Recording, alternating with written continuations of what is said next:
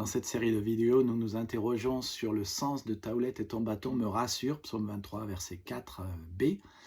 Nous voyons ensemble comment vivre environné de la bonté du Seigneur et profiter des soins du bon berger. Alors, dans ces 5 conséquences de ce que le Seigneur a, sa houlette et son bâton pour être notre bon berger, la cinquième application, c'est que si je fais confiance pour que Dieu me sauve, le Dieu de la Bible me gardera sauvé. Ce n'est pas votre travail de vous sauver, ni de vous garder sauvé. Jésus d'ailleurs a dit dans Jean 17, 27, 29, « Mes brebis entendent ma voix, je le connais, elles me suivent, je leur donne la vie éternelle.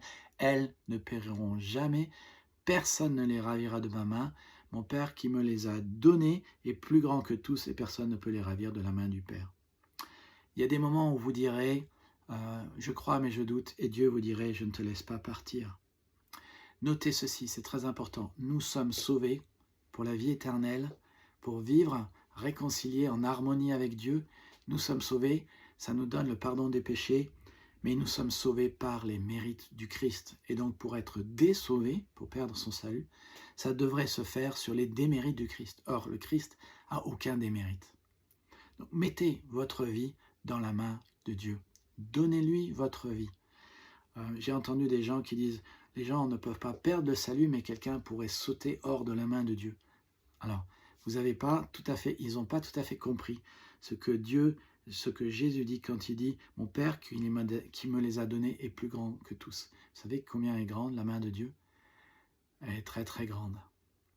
Alors, juste pour terminer, la Bible dit que si l'Éternel est votre berger, vous ne manquerez de rien. Le bonheur et la grâce vous accompagneront. Vous pourrez vivre dans la maison de l'Éternel. Permettez que je vous pose cette question très personnelle. Qu'est-ce qui dirige votre vie aujourd'hui? Qui est votre berger? Et s'il est votre berger, est-ce que votre conduite reflète qu'il est votre berger? Est-ce que vous écoutez sa voix et est-ce que vous voulez le suivre? Pouvez-vous vraiment dire « Le Seigneur est mon berger » ou bien êtes-vous une brebis sans berger? Vous ne durerez pas longtemps sans un berger.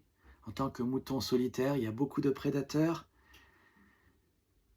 Maintenant que vous savez comment Jésus veut vous traiter, la question de fond, c'est dans quel troupeau voulez-vous être? Et surtout, qui vous fera une meilleure offre que Jésus? Allez dans une église qui prêche la Bible. Mettez-vous à chercher la volonté de Dieu chaque jour. Lisez la Bible chaque jour. Rejoignez-nous. Personne ne peut vous offrir ces 5 avantages. Vous ne les obtenez que du Fils de Dieu, du bon berger. Et c'est seulement si vous le suivez que vous les aurez. Que Dieu vous bénisse. À bientôt.